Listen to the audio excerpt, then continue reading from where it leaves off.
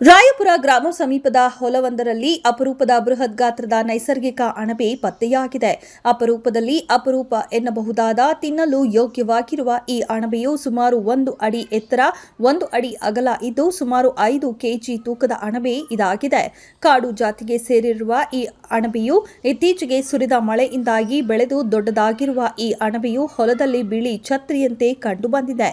ಭಾನುವಾರದಂದು ಅಣಬೆ ಶಿಕಾರಿಗೆಂದು ಹೊರಟು ಕಾಡು ಮೇಡು ಅಲಿಯುತ್ತಿದ್ದ ಪ್ರಕಾಶ್ ಅವರಿಗೆ ಈ ಅಪರೂಪದ ಅಣಬೆಯು ಹೊಲ ಒಂದರಲ್ಲಿ ಪತ್ತೆಯಾಗಿದೆ.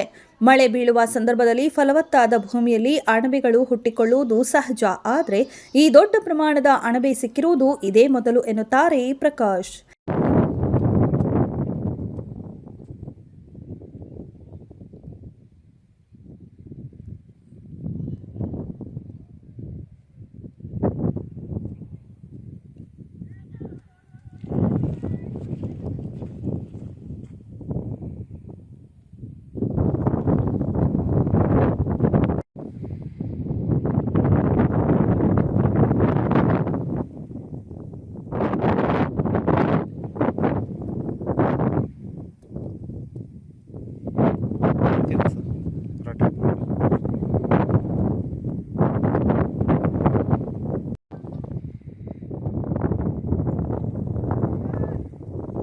ತಿರುಗಿಸಂಗೆ